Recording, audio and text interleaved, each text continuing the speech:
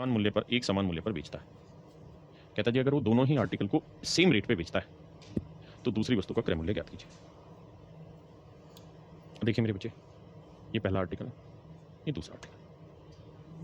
कह रहा है पहले आर्टिकल को 15% लॉस पे बेचा है। 5% की फ्रैक्शन 1/20, 15% की फ्रैक्शन 3/20, यानी पहले आर्टिकल का सीपी 20 है तो 3 का लॉस हो रहा है, तो बीच कितने में रहा है 17।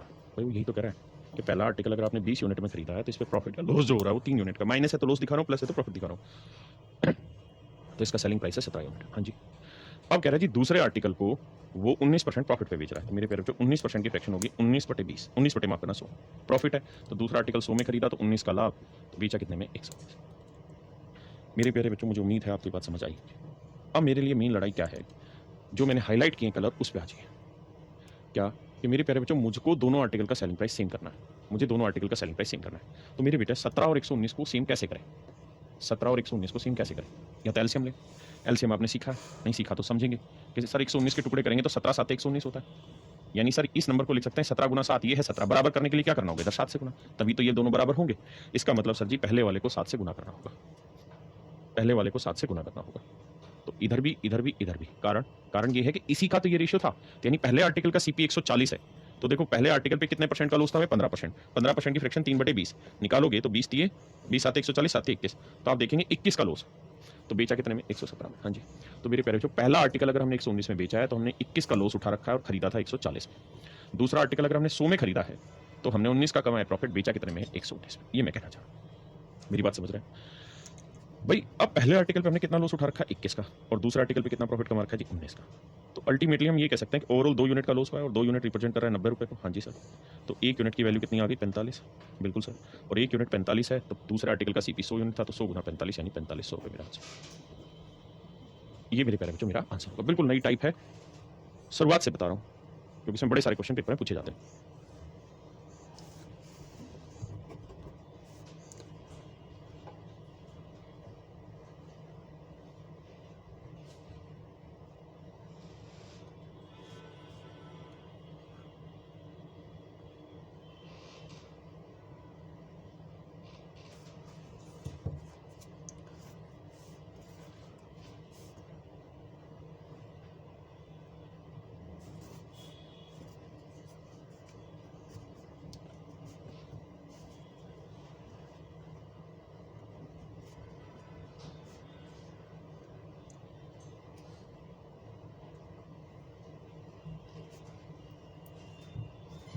आइए मेरे भाई जी, एक व्यक्ति 3 वस्तुओं को समान विक्रय मूल्य पर बेचता है। मेन पॉइंट पे आ जाइए। और मेरे बच्चे सारे बच्चों से रिक्वेस्ट है कि क्लास की शुरुआत में जुड़ जाया करो, ताकि जो शुरुआत में बोली जाती है वही चीज़ फिर बार बार ना बोलनी पड़े। ये man sell 3 article at same price, तीनों वस्तुएं समान मूल्य पर बेचता है। कहता है पहला आर्टिकल, दूसरा आर्टिकल, तीसरा आर्टिकल। कहता है पहले को उसने 20% प्रॉफिट पे बेचा, तो 20% की फ्रैक्शन 1/5, यानी चीज़ 5 में खरीदी, 1 का लाभ, तो बेचा कितने में 6 में। ये पहले आर्टिकल का सेलिंग प्राइस है। कहता है जी दूसरा आर्टिकल को 10% लॉस में बेचा, तो 10 में खरीदा, 1 का लॉस, बेचा कितने में 9 में। और तीसरे आर्टिकल को 25% लॉस में बेचा, यानी 1/4, मैंने 4 में खरीदा, 1 का लॉस, तो बेचा कितने में 3 में। अब मेरे प्यारे बच्चों सेलिंग प्राइस सारे ही आर्टिकल का उसने खुद ही कहा है कि सेम है, तो सेम करो। तो इसे किससे गुना करोगे, तो भैया 3 6 और 9 का एलसीएम ले लो। एलसीएम लोगे तो 3 6 और 9 का, यानी वो सबसे छोटा नंबर जो 3 को 3 से भाग जाए, 6 से भी, 9 से भी, तो आप कहेंगे सर वो होगा 18। कौन सा होगा सर 18, यानी 18 सबसे छोटा नंबर है, तो इधर 6 से 3 से करो, इधर 2 से करो, इधर 6 से, 18 18 18 हो गया। इधर 3 से, इधर 3 से, इधर 2 से, इधर 2 से, इधर 6 से, इधर 6 से। अब मेरे बच्चों एक बात बताओ, अगर आप इतने पॉइंट पकड़ गए हैं तो मुझे बताइए पहले आर्टिकल पे कितने का प्रॉफिट हुआ, 3 का, दूसरे पे 2 का लॉस, तीसरे पे 6 का लॉस, तो 6 2 8 में 3 क्या 5 का लॉस हुआ अल्टीमेटली, जबकि 5 यूनिट रिप्रेजेंट कर रहा है 120 रुपये, तो 1 यूनिट की वैल्यू 24, 1 यूनिट की वैल्यू 24 रुपये। तो कह रहा है selling price of each article, तो हर वस्तु का selling price of each article, her article का सेलिंग प्राइस बताना क्या होगा। तो मेरे बच्चे हर आर्टिकल का सेलिंग कितना है 18 18 18, तो अगर हर आर्टिकल का सेलिंग प्राइस 18 यूनिट है और 1 यूनिट की वैल्यू 24 है, तो 18 यूनिट की वैल्यू कितनी, 18 चौक 72, 18 दूनी 36 और 7 43, तो आंसर होगा मेरे भाई 432। आंसर होगा मेरे प्यारे बच्चों 432।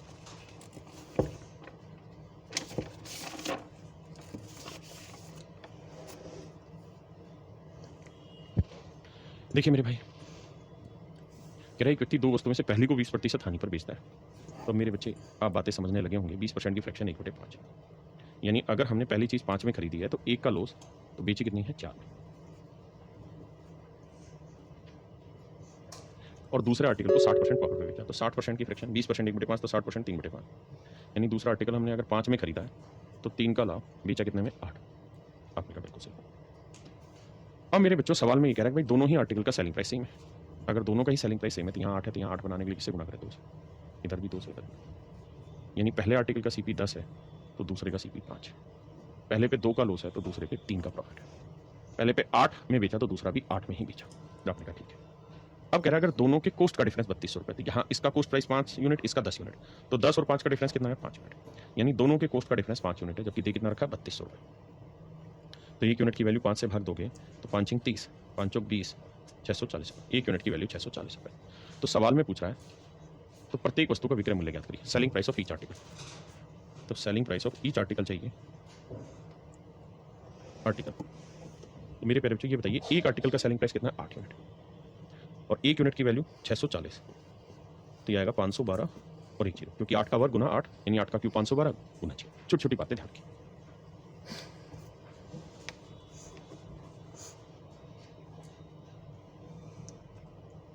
करिए भाई मेरे।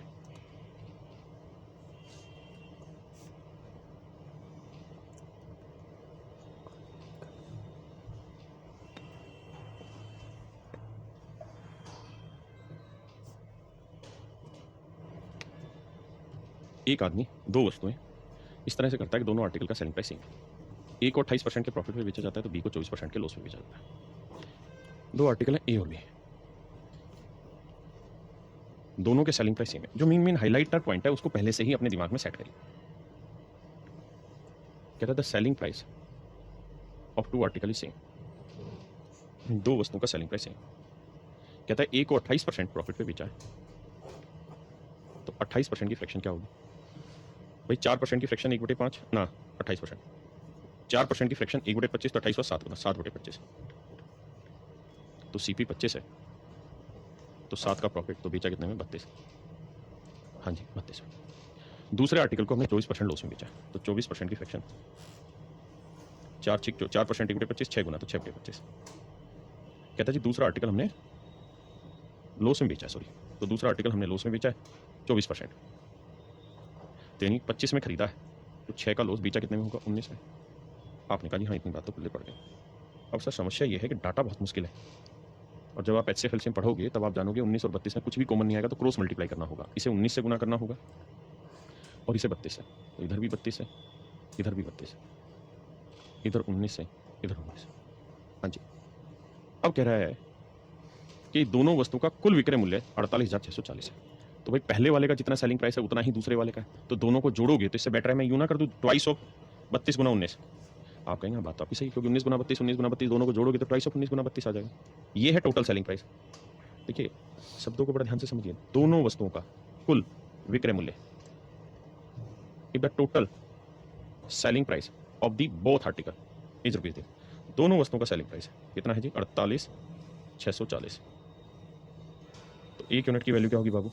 48,640 बटे में 2 गुना 32 गुना 19। आपने कहा बिल्कुल सही। ये आ गई मेरे प्यारे बच्चों 1 यूनिट की वैल्यू।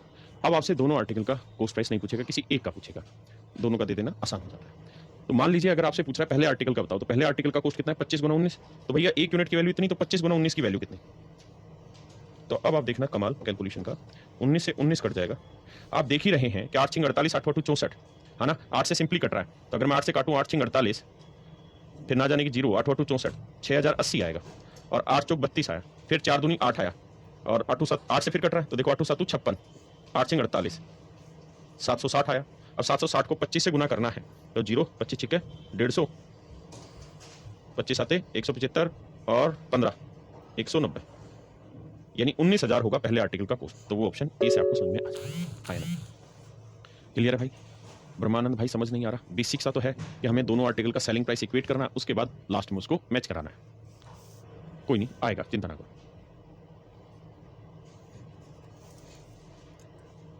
देखिए सवाल वही है, लेकिन भाषा को अच्छे लेवल पे परोसा गया। एक बार ध्यान से पढ़िए फिर आगे बात करें।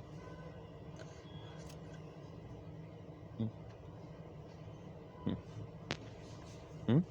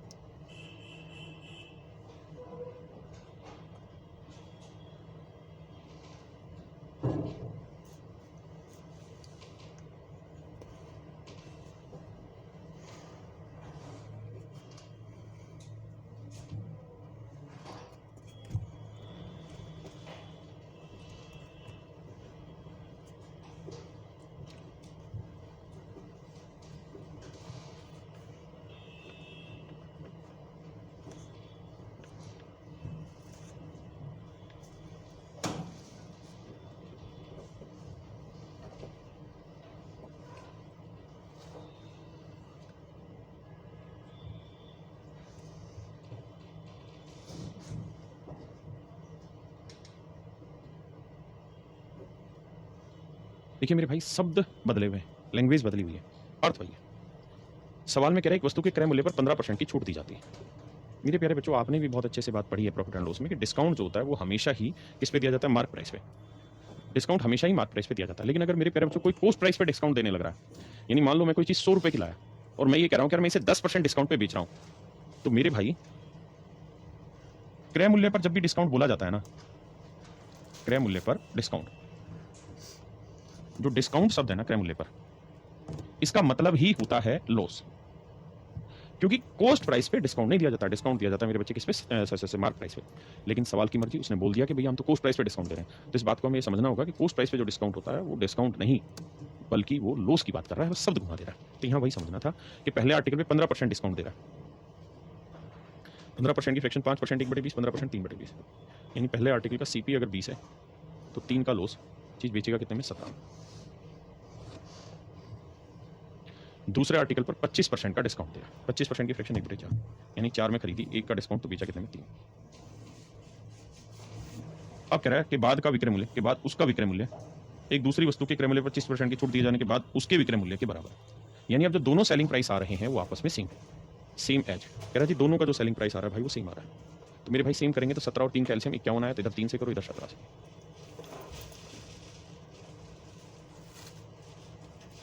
उम्मीद है बात पल्ले पड़ गई। तो भैया दोनों वस्तुओं के क्रय मूल्य का योग, तो पहले वस्तु का क्रय मूल्य कितना है? 20 30 60, और दूसरे आर्टिकल का 17 चुको 68, तो 8 6 6 12 128। दोनों आर्टिकल का कोस्ट हुआ 128, जबकि दे रखा है 640 का। तो 1 यूनिट की वैल्यू भैया 5 से जाएगा, हाँ 1 यूनिट की वैल्यू सीधी 5 रुपये आ गई। अब कह रहा है प्रत्येक वस्तु का विक्रय मूल्य ज्ञात करो, तो selling price of each article कितना है जी? 51 यूनिट, और 1 यूनिट की वैल्यू क्या जी? 5। तो बाबू आंसर लिखो, 5 कम 5 5 5 25, 255 रुपये, यानी हर आर्टिकल का सेलिंग प्राइस 255 रुपये। नहीं, ऑप्शन डी है। शब्दों के घुमाव में मत फंसिए, मैं भी जितने शब्द इस पे बन सकते हूँ सारे ही आपके साथ ले रहा हूँ।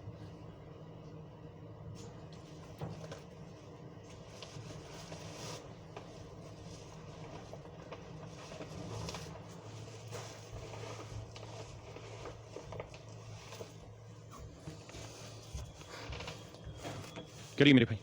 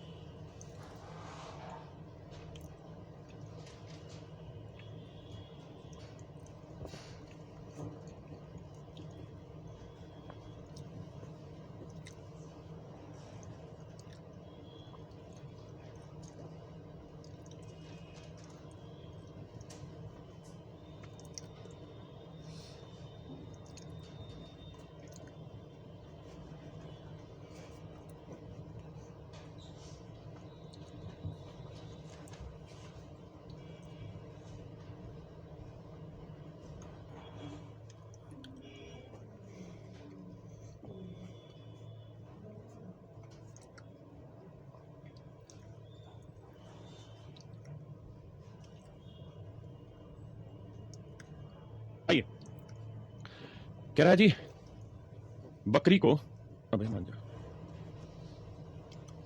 बकरी को और एक भेड़, बकरी को और भेड़ को एक साथ 14,250 रुपये में खरीदा। उसने भेड़ को 10% प्रॉफिट, तो अरे भेड़ को 10% प्रॉफिट यानी 10 में खरीदा, एक का लाभ बेचा कितने में, 11 में। और बकरी को 20% हानि पर 5 में खरीदा, एक का लॉस तो बेचा कितने में, 4। और साथ में ये भी कह गया कि भाई दोनों का ही सेलिंग प्राइस सेम है। मैं नहीं कह रहा, सवाल कह रहा है। तो 11 चौक 44 ही बना और तो कुछ बना नहीं। तो पहले का कॉस्ट हुआ 55 बकरी का, तो भेड़ का हुआ 10 चौक 40। 55 और 40 बना 95। तो मेरे भाई 95 यूनिट रिप्रेजेंट कर रहा है 14,250 को। तो हमसे पूछ रहा है सस्ते जानवर, तो 40 सस्ता है या 55, तो आप कहेंगे 55 सस्ता है। तो भैया 95 यूनिट इतना, तो 1 यूनिट की वैल्यू 95।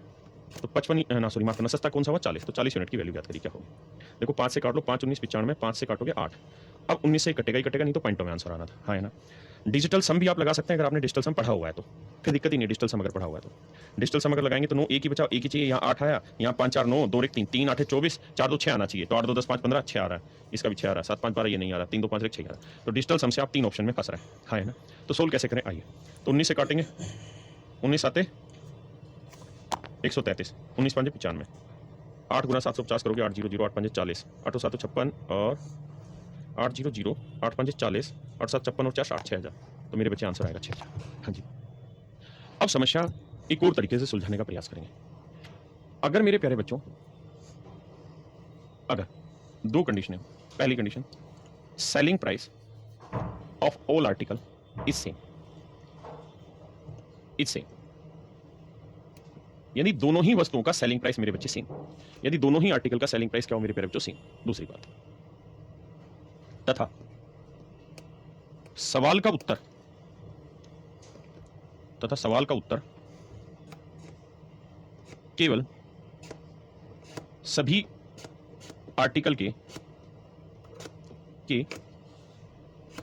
कोस्ट प्राइस पर ही निर्भर हो, तो सेकंड मेथड में जो बता रहा हूं उसको यूज करना है। यानी दोनों आर्टिकल का सेलिंग प्राइस सेम हो और सवाल का उत्तर केवल कोस्ट प्राइस पे डिपेंड कर रहा हो। जैसे अगर इस सवाल को आप ध्यान से पढ़ेंगे ना, तो इस सवाल में दोनों आर्टिकल का सेलिंग प्राइस सेम था, पहली कंडीशन जस्टिफाई। दूसरा कह रहा है जी दोनों का कॉस्ट भी दे रखा है। अगर दोनों का कॉस्ट भी दे रखा और मुझसे पूछा भी दोनों में से हर एक का कॉस्ट बता दो, कौन सी कितना है, छोटे का बड़े का इतना कॉस्ट बता दो, तो यानी आंसर कॉस्ट प्राइस पे डिपेंड है। तो इसकी क्या शॉर्ट ट्रिक होगी उस बात पे चर्चा करते हैं। मेरे बच्चे, मान लीजिए मेरे पास 2 आर्टिकल, मान लीजिए मेरे प्यारे बच्चों मेरे पास 2 आर्टिकल। पहले को मैंने x% प्रॉफिट पे बेचा, दूसरे को मैंने y% प्रॉफिट पे बेचा, या लॉस पे, जो मर्जी मान लो, तरीका वही। अगर मैंने पहले को x% प्रॉफिट पे बेचा तो 100 में खरीदा होगा, x का लाभ लिया होगा तो 100 जमा x में बेचा होगा। आप कहेंगे हाँ सर बात तो सही है। दूसरा मैंने 100 में लिया क्योंकि y% की फ्रैक्शन y बटे 100 होगी, तो 100 में लिया तो y का लाभ बेचा कितने में होगा, 100 जमा y। आप कहेंगे हाँ सर। अब मेरे प्यारे बच्चों, मेरी दूसरी कंडीशन क्या है कि दोनों का सेलिंग प्राइस सेम है। तो अगर दोनों का सेलिंग प्राइस सेम है तो भैया इसे 100 जमा y से मल्टीप्लाई करो, और इसे सर 100 प्लस x से मल्टीप्लाई करो। इक्वल कैसे होगा, ऐसे ही तो होगा। एक बार इतनी बात को समझो फिर मुझे बताओ। भाई दोनों आर्टिकल का सेलिंग प्राइस सेम था। अबे sir please right in English, हराम खो, पहला सेंटेंस पूरा इंग्लिश में लिख दिया, दूसरे में कहीं कहीं घुसेड़ दिया इंग्लिश। समझा कर हर चीज़ बच्चों की तरफ पाला करो दिमाग में। तो मेरे बेटे बराबर करने के लिए हर एक को यहाँ 100 प्लस y से मल्टीप्लाई करना पड़ेगा। यहाँ मेरे बच्चे हर एक को इक्वल करने के लिए 100 प्लस x से मल्टीप्लाई करना पड़ेगा। आप कहेंगे हाँ सर करना तो पड़ेगा। अब मेरे प्यारे बच्चे एक बात आई, अब मैं आपसे ये जानना चाह रहा हूँ कि अगर हमने पहले को x% प्रॉफिट पे बेचा और दूसरे को y% प्रॉफिट पे बेचा है, तो मेरे प्यारे बच्चों दोनों आर्टिकल के कॉस्ट प्राइस का रेशियो बताइए। दोनों आर्टिकल के कॉस्ट प्राइस का रेशियो बताइए। तो आप कहेंगे पहले आर्टिकल का कॉस्ट हुआ ये वाला और दूसरे आर्टिकल का कॉस्ट हुआ ये। बहुत चतुराई भरा सवाल है, दिमाग तोड़ा ना, हल्के मत ले जाना सवाल कि सर पहले का कॉस्ट ये है दूसरे का कॉस्ट ये। मैं कहूँ कि भाई मेरे को तो सिर्फ रेशियो बता दे, तो आप कहोगे रेशियो लेना है तो 100 से 100 कट गया, 100 से 100 कट गया सर, बिल्कुल। तो क्या हुआ सर, हुआ ये कि ये रेशियो बना 100 जमा y और ये रेशियो बना 100 जमा x। क्या मतलब हुआ सर इसका? हाँ सर सुनो, इसका मतलब ये हुआ, इसका मतलब सर ये हुआ कि भाई पहले वाले का कोस्ट 100 जमा y बना तो दूसरे वाले का कोस्ट 100 जमा x बन गया। पहले वाले का कोस्ट 100 जमा y है तो दूसरे का कोस्ट 100 जमा x बन गया। किसी भाई नो बहन नो कोई दिक्कत है, कहते कोई लोड आएगा तो 10 मैनू यार फिर से समझाता हूँ क्या कि भाई पहले आर्टिकल का सीपी इतना तो दूसरे का सीपी अब इतना हो गया। यानी अगर दो आर्टिकल का सेलिंग प्राइस सेम दे रखा और हमारे सवाल का उत्तर सिर्फ कॉस्ट प्राइस पे डिपेंड करता है, तो हमें ये सब कुछ नहीं लिखना है। हमें ये देखना है कि भाई पहले वाले पे प्रॉफिट कितना था x, तो दूसरे का सीपी हो जाएगा 100 प्लस x। अगर लॉस होता है तो 100 माइनस x। दूसरे वाले पे प्रॉफिट y है तो पहले वाले का सीपी हो जाएगा 100 प्लस y। बस सिंपल सी बात, बिना किसी के पास। हाँ है ना। अब मेरे बच्चों अगर मैं इस सवाल पे वापसी आ जाऊं तो मैं आपको ये कहना चाहूंगा कि मेरे बेटे मुझे यहाँ इतने सब तामझाम उठाने की जरूरत नहीं थी।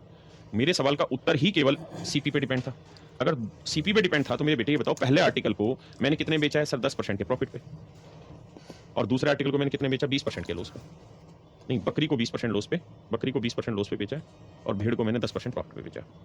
तो मेरे भाई आंख बंद करके कह दो, क्या कह दो कि सर बकरी का होगा 100 जमा 10 110 और भेड़ का होगा सर 100 माइनस 20 80।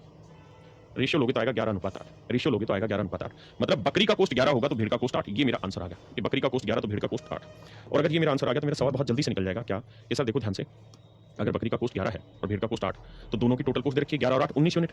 19 यूनिट रिप्रेजेंट कर रहा है 14250, तो एक यूनिट की वैल्यू बटे 19। और मुझसे पूछा सस्ता जानवर, तो सस्ता जानवर भेड़ बना, इसकी कॉस्ट 8 है, गुना कर देंगे मेरा आंसर। हाँ जी, थोड़ा फास्ट कर लेंगे आपसे। एक भाई कह रहा है 100 क्यों माना आपने, इसलिए मेरे भाई 100 क्यों माना, ढक्कन एक बात बता, x% की फ्रैक्शन क्या होगी, x बटे 100, सिंपल। एक भाई कह रहा है 100 ना मानते तो तू कुछ भी मानता ना, जैसे इसी सवाल में आ जा, आखिर में 100 नहीं माना था, लेकिन जब काटने लगते हैं ना इनका सीपी का, तो 5 एकम 5 5 दूनी 10 आता, तब भी 11:8, अलग तब भी नहीं आ रहा था, है ना। तो बावला ना बन भाई, तेरे लिए ही जिंदा है। बताइए सातवां सवाल।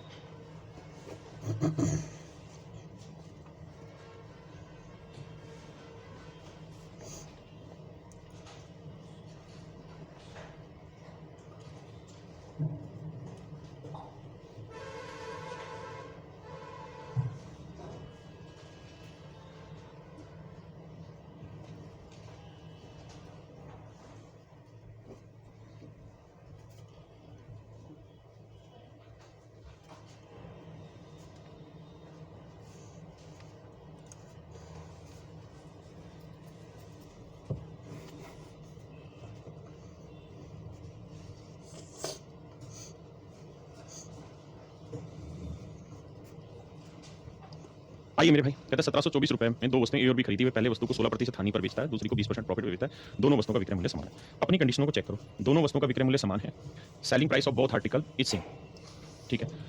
If A is sold for rupees this then gain percentage of A. कहता है अगर ए, इफ जो वर्ड आता है ना बेटे, इफ का मतलब है यदि कहीं है, यदि का मतलब है कि कोई नई कंडीशन पैदा की जा रही है, यानी आपको सीपी की ही बेसिकली रिक्वायरमेंट है। तो आओ भाई, बड़ा ही आसान है, दो आर्टिकल है ए और बी, ध्यान से समझिए।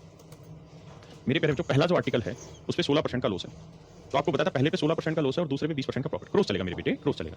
16 इधर लाओगे, 100 में से 16 क्या 84, 100 में 20 जोड़ोगे 120। अब इसको टिका दो रेशियो लेके, समझ तो रहे हो ना। अब टिकाओ, तो 4 से काटेंगे, 21 चौक 84 और 4 3 12 30, 3 7 21, 3 3 30, 10:7। यानी सर ये बात कुल मिला के समझ में आ गई कि सर जी दोनों ही आर्टिकल का जो कॉस्ट है वो 10:7 है, बाकी चीजें बाद में। दोनों ही आर्टिकल का कॉस्ट 10:7 है, तो 10 और 7 17 यूनिट रिप्रेजेंट कर रहा होगा टोटल कॉस्ट को, वो देखा है 1734 रुपए। तो एक यूनिट की वैल्यू 17 एकम 17 ना जाने की 0 102 रुपए। तो कह रहे हैं ए को, तो सारी छेड़खानी ए के साथ हो रहा है, तो एक यूनिट की वैल्यू 102, तो 10 यूनिट की 10 गुना 102 1020 रुपए। Is that okay? हाँ जी। अब मेरे बेटे सवाल में एक नई कहानी जोड़ी, अब क्या कि भाई ये तो हमें पता चल गया और आपने बता दिया कि पहले आर्टिकल का कॉस्ट 1020 रुपए, लेकिन अगर हम पहले आर्टिकल को बेच दें 1147 रुपए 50 पैसे में, तो आपके क्या विचार होंगे बताइए। तो मेरे बच्चे उस केस में आपको देखना होगा कि जो प्रॉफिट है वो हुआ कितना, 127 रुपए 50 पैसे, प्रॉफिट परसेंट 127 रुपए 50 पैसे 1020। तो डेसिमल से 2 जीरो लाएंगे, ये 2 जीरो हटा, 0 से 0 हटा। अब यहाँ 17 छिके 102, 17 छिके 102, 17 में 119, 119 8 हाँ 17 कट रहा है, 17 7 119, 17 5 85 75 है, ठीक है। और भी कट रहा है, 3 दूनी 6 और 3 15 25 75 25/2 यानी 12.5% प्रॉफिट। कितना आ रहा है मेरे बच्चे? 12.5%। 12.5% प्रॉफिट होगा मेरे बच्चे। हाँ जी, तो आपने देखा कि आपकी मेहनत बच गई, बहुत ज़्यादा दूर नहीं भागना पड़ा। आइए,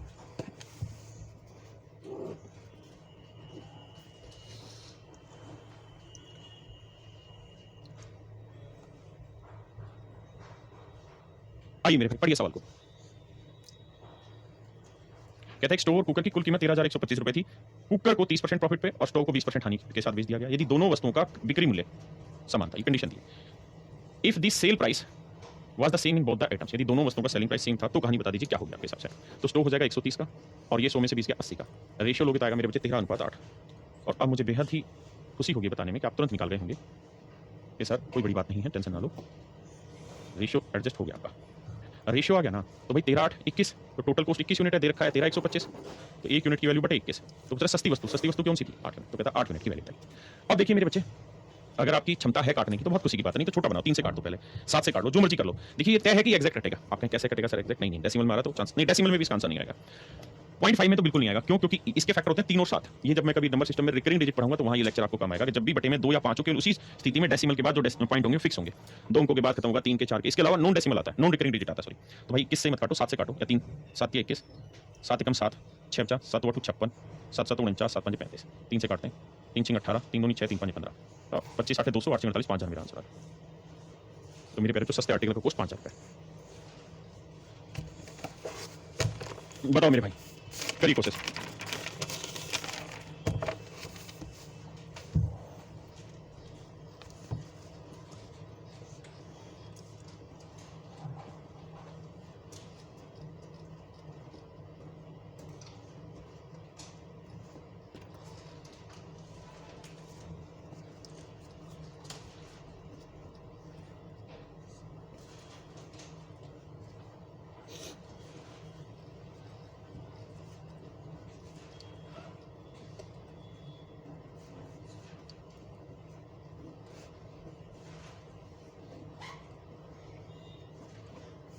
आइए मेरे प्यारे बच्चों, कहता है एक व्यक्ति दो वस्तुओं में से प्रत्येक को 240 रुपये में बेचता है। यदि एक वस्तु को 20% के लाभ पर और दूसरी वस्तु को 25% की हानि पर बेचता है। देखिए यार, 2 आर्टिकल है, पहला दूसरा।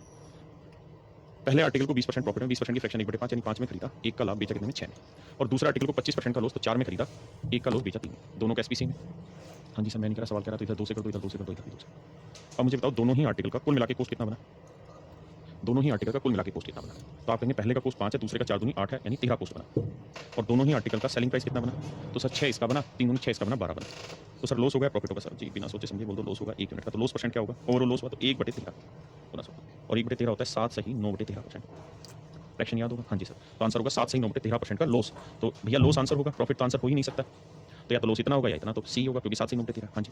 अब लड़ाई लड़ते हैं क्या कि मेरे बच्चे कंडीशन जोड़ने की, selling price of all article या बोथ आर्टिकल, क्योंकि 2 आर्टिकल देता है मैक्सिमम केस में, बोथ आर्टिकल इज सेम। यदि सवाल में ये कहे कि भाई दोनों ही वस्तुओं का सेलिंग प्राइस सेम है। दूसरी कंडीशन, ये C1 कंडीशन 1, ये C2। सवाल का उत्तर प्रॉफिट परसेंट या लॉस परसेंट हो तो मेरे प्यारे बच्चों 2 कंडीशन होनी चाहिए, दोनों आर्टिकल का सेलिंग प्राइस सेम है, सवाल का उत्तर प्रॉफिट परसेंट या लॉस परसेंट हो। देखिए एक तरीका तो ये है, डिटेल में आप कर लिए, मैंने सिखाई दिया। लेकिन अगर कहानी ऐसी हो कि सिर्फ प्रॉफिट परसेंट और लॉस परसेंट पूछे तो आप क्या जवाब देंगे और कैसे सवाल करेंगे, इस बात पर लड़ाई करते हैं। मेरे बच्चों आपको बहुत अच्छे से याद होगा कि मैंने आपको सिखाया कि भाई इस आर्टिकल का कॉस्ट ना प्रॉफिट था X%, इस वाले आर्टिकल पे प्रॉफिट था Y%, और दोनों ही केसेज में सेलिंग प्राइस सेम था, आपने दोनों का सेलिंग प्राइस सेम कर दिया। अब मैं आपसे कुछ जानना चाह रहा हूं इस सवाल के तहत, और वो जानना ये चाह रहा हूं कि भाई दोनों आर्टिकल का सीपी बताइए। तो आप कहेंगे पहले का सीपी होगा ये 100 × 100 + Y, और दूसरे का होगा ये सर 100 × 100 + X। हाँ जी सर मैं पूरे में से 100 कॉमन ले दूं तो यहाँ बचेगा 100 + Y सर, और यहाँ बचेगा सर 100 + X। और आपको घबराना नहीं है, अगर X लॉस होता तो माइनस आ जाता, प्रॉफिट होता प्लस लॉस होगा माइनस, सिंपल इतनी बात। तो सर ओवरऑल सीपी जो है वो बना कितना? 100 × 200 + X + Y, 200 × 200 + X + Y। Clear है? बहुत सुंदर। मेरे प्यारे बच्चों ओवरऑल प्रॉफिट या लॉस की बात करें, ओवरऑल प्रॉफिट या लॉस, तो आप कहेंगे सर पहले आर्टिकल पे ये कहानी हुई हमारी, प्रॉफिट हुआ पहले पे, तो जोड़ोगे तो X को 100 से गुना करोगे 100X और प्लस XY। ध्यान रखना, प्रॉफिट हो रहा था तो मैं प्लस कर रहा था, लॉस होगा तो माइनस, कुछ नहीं होना, सिर्फ साइन चेंज होना। दूसरे पे क्या प्रॉफिट हुआ है? तो Y को 100 से करोगे तो 100Y + XY। अब मेरे बच्चों ध्यान देना, अगर आप सुंदरता से मेरी बात समझने की कोशिश करें तो ये नंबर और ये नंबर ऐसा इनमें से 100 कॉमन आ जाएगा। हाँ आ जाएगा सर, तो 100 कॉमन ले लेंगे तो ये बचेगा सर 100 × X + Y, और XY और XY को जोड़ोगे तो क्या आएगा? 2XY। हाँ जी सर, ये बात भी सही है। तो ये हुआ सर ओवरऑल प्रॉफिट और लॉस। अगर मेरे प्यारे बच्चों आप इतनी कहानी समझ गए तो आप ध्यान से समझिए। अगर मैं अब आपसे ये कहूँ कि बेटे बेटे मुझे बताओ ओवरऑल प्रॉफिट परसेंट या loss percent, overall overall profit या लॉस परसेंट क्या हुआ? तो आप कहेंगे भाई ये होगा प्रॉफिट या लॉस, जो भी होगा, जब माइनस लॉस हुआ तो कोई सा माइनस हो जाएगा, प्रॉफिट हुआ प्लस रहेगा। दोनों प्रॉफिट है दोनों प्लस के, दोनों लॉस है दोनों माइनस के। तो सर प्रॉफिट हुआ 100 into x plus y plus 2xy upon CP. CP कितना है sir? 100 into 200 plus x plus y into 100। Sir ये हो जाएगा मेरा ओवरऑल प्रॉफिट और लॉस परसेंट। ये हो जाएगा सर मेरा ओवरऑल प्रॉफिट और लॉस परसेंट। एक बार कॉपी निकाल के जस्ट जल्दी से इस फार्मूले को लिख लीजिए, जल्दी से लिखिए। You have 10 seconds only.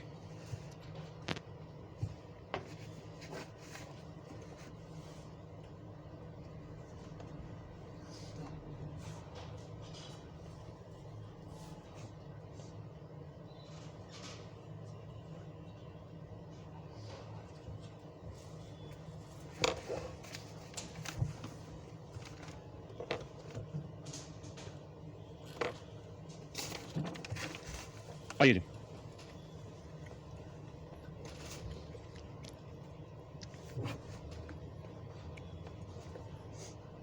आइए।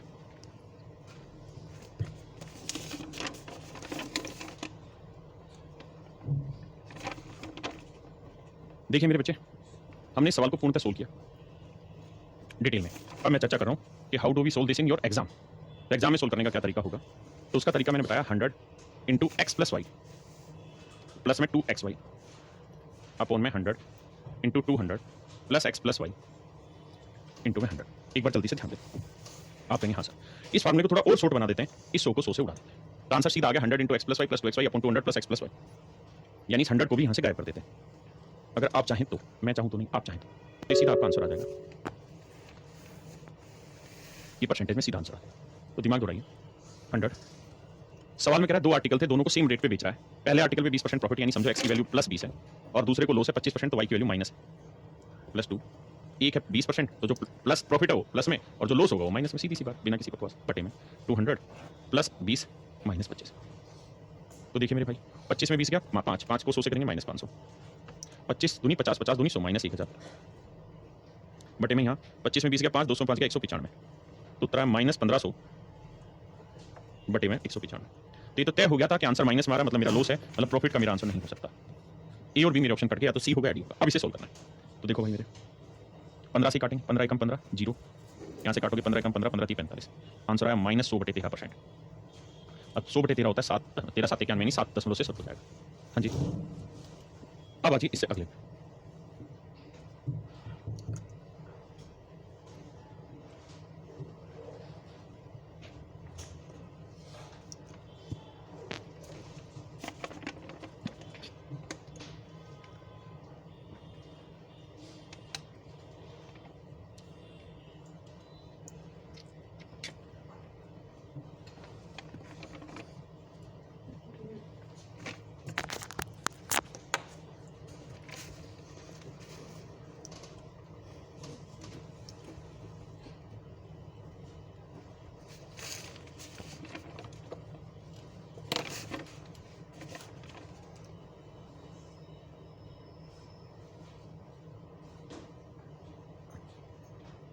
कहता जी दो वस्तु में से प्रत्येक को 10,005 के मूल्य पर बेचा जाता है। उनमें एक वस्तु पर विक्रेता को 15% लाभ, तो दूसरी पे 13% का लॉस होता है। तो ओवरऑल क्या होगा? 100 into x plus y plus 2xy upon में 200 प्लस एक्स प्लस वाई। बहुत बड़ा नहीं है, सिंपल सा है, बस टाइम लगेगा शुरुआत सीखने में। देखिए मेरे भाई कह रहा है भाई 15% प्रॉफिट, एक्स की वैल्यू 15, तो वाई की वैल्यू है कितनी? 13% लॉस। तो 15 में 13 गया, 2 को 100 से गुना किया 200 प्लस का आया। ये नेचुरल है, माइनस आएगा 2 गुना 15 माइनस 13, तो भैया 15 दूनी 30, 13 ये 39, 390 200। एक 15% प्रॉफिट है तो दूसरा 13% लॉस है, तो 15 में 13 गया 2, 200 में 2 जोड़ा 202, तो आंसर आएगा मेरे बच्चे माइनस 190 बटे 202। ये तो तय हुआ कि लॉस आएगा, तो ये तो मेरे आंसर नहीं होंगे, लॉस में आंसर होंगे। अब मेरे बच्चों मुझे सिंपल एक बात बताओ, अगर बटे में 202 है और ऊपर भी 202 होता तो आंसर कट के क्या आता? 1% लॉस। हाँ जी, अगर मेरे बच्चे ऊपर में 202 से बड़ा कुछ भी ले लूंगा, 202 से बड़ा मेरा कुछ भी ले लूंगा, तो मेरा आंसर 1 से बड़ा होगा। आप कहेंगे लेकिन क्या एक्चुअल में 202 से बड़ी वैल्यू है? नहीं सर, 202 से छोटी है। अगर 202 से छोटी वैल्यू है तो आंसर 1 से छोटा आएगा। तो ऑप्शन सी। थोड़ा दिमाग दौड़ाइए, काम हो जाएगा। कहता है दो वस्तुओं में से प्रत्येक को 4,752 रुपए में बेचा जाता है। विक्रेता को एक वस्तु के बिक्री मूल्य पर 32% का लाभ और दूसरे पर 28% की हानि होती है। समग्र रूप से लाभ या हानि प्रतिशत क्या होगा? देखो यार 100 into x plus y plus 2xy देखिए रोज करेंगे तो याद हो जाएंगी चीजें। 200 प्लस एक्स प्लस वाई। देखो मेरे भाई, पहले आर्टिकल पे 32 का प्रॉफिट, दूसरे पे 28 का लॉस, तो 32 में 28 गया मेरे भाई 4। यहाँ समस्या है 2 गुना 32 गुना 28, 28 का लॉस है ना। यहाँ कैलकुलेशन में थोड़ा सिस्टम बैठा होता है। 200 जमा 32 माइनस 28 मेरे बच्चे, ये हुआ 400। अब 2 गुना 32 माइनस 28 बटे 202। 32 में 28 गया 4, 204। अब मेरे बच्चों ध्यान देना, पहली बात ये कि हमें समझना होगा कि यहाँ लॉस आएगा, प्रॉफिट तो नहीं आएगा। क्यों सर? क्योंकि 32 गुना 28 जो है ना, वो बहुत बड़ा उत्तर होता है। 30 गुना 20 भी करते हैं तो 600 होता है, तो 400 से तो बड़ा माइनस में वैल्यू जाएगी, नहीं लॉस होगा, प्रॉफिट तो मेरा आंसर होता है। यानी मुझे मैच तुक्केबाजी भी लगानी है तो मैं प्रॉफिट पे लगा दूंगा ना, लॉस पे लगा दूंगा, इस पे तो नहीं। अब मेरे बच्चों से सोल्व करते हैं, लेकिन सोल्व पूरा मत करो, दिमाग थोड़ा थोड़ा दौड़ाओ। आप ये बात तो जान रहे हैं कि ये नंबर 4 से भाग जा रहा है। हाँ सर, तो पूरा 4 से कॉमन लेके देखो, 4 8 32 यहाँ से भी गया, 4 से भाग दिया 100 यहाँ पे आया, और 4 से भाग दिया 4 5 20 4 1 4, ये क्या होगा भाई? मैंने क्या किया, 4 ऊपर से कॉमन ले लिया, 4 नीचे से ले लिया, काट दिया 400, 4 8 32 4 5 20 4 1 4। हाँ जी, अब मुझे कैलकुलेशन में ये पता है कि क्या किसी से कटेगा नहीं, तो अब मुझे थोड़ा सा मेहनत मारनी होगी। 8 दूनी 16, 16 8 16 8 कितना होता है 128। आप 128 का हासिल 12, 16 दूनी 32 और 12 कितना हो गया 44। ये आया मेरे भाई 448। 448 में से 100 घटाएंगे बचेगा माइनस 348, बटे करेंगे क्या। अब देखो मेरे भाई, अब हमें देखना है कि कितना परसेंटेज बना। अब ऑप्शन खुद बोल रहा है मुझे कि भाई पूरा मत कर, मैं बैठा हूं ना तेरे लिए। सोचो 7% आंसर और 6% किसके आसपास बैठेगा? पहले 7 को ही चेक करता हूं। अगर 7 करूंगा तो इसका 7 गुना होना चाहिए, बल्कि 7 गुने से बड़ा होना चाहिए, तभी तो हो जाएगा ऊपर। आप कहेंगे हाँ, तो 7 गुना करेंगे तो 50 का 7 गुना होता है 350, यानी यहाँ 350 से बड़ी वैल्यू होती तो उत्तर 7 प्लस आता, जबकि यहाँ तो 350 छोटी, तो आंसर होगा ऑप्शन सी। भाई दिमाग दौड़ाओ। एक भाई कह रहा है दोनों का सेलिंग प्राइस सेम कहां बोला? ढक्कन, दो वस्तुओं में से प्रत्येक को 2 article are sold for rupees each. कहता है हर आर्टिकल को इतने में बेचा। हाँ है ना, तो आंसर हो गया मेरे बच्चे ऑप्शन सी। ठीक है जी, वो मैंने पहले वाली छोड़ दी, मान जा। 100 इंटू एक्स प्लस वाई, आप करिए तब तक मैं फार्मूला लिख रहा हूँ। प्लस 2 एक्स वाई अपॉन में 200 प्लस एक्स प्लस वाई। देखिए मेरे बच्चे, दो वस्तुओं में 5104 रुपये के मूल्य पर बेचा जाता है। उनमें से एक वस्तु को पर विक्रेता को 16% का प्रॉफिट होता है। तो देखो पहले आर्टिकल पे 16 का प्रॉफिट है, तो लॉस कितने का है 12 का। 16 में 12 का 400 है, 2 गुना 16 गुना 12। अब देखिए ध्यान से, पूरा मत करिए, लिखिए सर, क्योंकि नीचे कटने के चांसेस होंगे। अगर नहीं होंगे तब देख लेंगे, और अभी तो धीरे धीरे प्रैक्टिस कर रहे हैं। अब कह रहा है भाई पहले पे 16 का प्रॉफिट है, दूसरे पे 12 का लॉस है, 16 12 का 4, 204 है। अब देखो कट जाएगा। देखिए धीरे धीरे प्रैक्टिस करोगे सब विद्वान बन जाओगे। 4 5 20 4 1 4, 4 से काटोगे 100 है, 4 चौक 16 है 4। अब नहीं कटेगा और, तो देखो 4 दूनी 8, अब यहाँ से पहले पड़ेगा 4 दूनी 8, 12 7 84 12 8 96, 100 में से 96 गया बचा प्लस 4 बटे 51। ये तय हो गया कि प्रॉफिट हो रहा है, लॉस तो नहीं होगा। अब उसने ऐसा कुछ दिया ही नहीं है, वो भी दिमाग से पैदल है ऑप्शन वाला। उसने कहा भाई सारे प्रॉफिट हो रहे हैं, प्रतिशत लाभ पूछा है, तो 4 बटे 51। अब मेरे बच्चों थोड़ा सा तुक्केबाजी में लगाना चाहूंगा, लेकिन ऑप्शन नजदीक नजदीक है, थोड़ा सा हमें कैलकुलेशन कर लेना चाहिए। 4 बटे 51 को जब आप भाग दोगे तो ये बताइए, सिंपल बस 4 बटे 51 का मतलब 4 को 51 से भाग दोगे। जब 4 को 51 से भाग दोगे, डेसिमल नहीं जा रहा तो एक जीरो चढ़ा दो। अब जा रहा है, अभी भी नहीं जा रहा, तो यानी सर मेरा जो आंसर होगा दशमलव के बाद एक जीरो तो आएगा ही आएगा। अब मैं ऑप्शन में देखता हूँ दशमलव के बाद एक जीरो किसमें रखा है, इसमें रखा है नहीं, इसमें रखा है नहीं, इसमें रखा नहीं, यानी सर ये ऑप्शन, ये ऑप्शन है ना। यानी मैंने भाग नहीं दिया, लेकिन मैंने भाग विधि का थोड़ा सा इस्तेमाल किया दिमाग लगा के कि क्या ऐसा हो रहा है, तो हाँ सर ऐसा है ना। तो थोड़ी बुद्धि इस्तेमाल करो, बात बन जाएगी, सेटिंग हो जाएगी दिमाग में, और हम हैं तुम्हारे लिए जिंदा। कहता है दो वस्तुओं में से प्रत्येक को 962 रुपये के मूल्य। आप करो, मैं जब तक फॉर्मेशन लिखा हूं। मैं ये चाहता हूं कि आप हर सवाल को सबसे तेजी से कर जाएं, ऐसी मेरी इच्छा है। आइए मेरे बच्चे, कह रहा पहले पे 30% का प्रॉफिट है, दूसरे पे 26% का लॉस। 30 में 26 गया 4 आया, तो पहले वाला तो आएगा 400, और ये आएगा 2 गुना 30 गुना 26।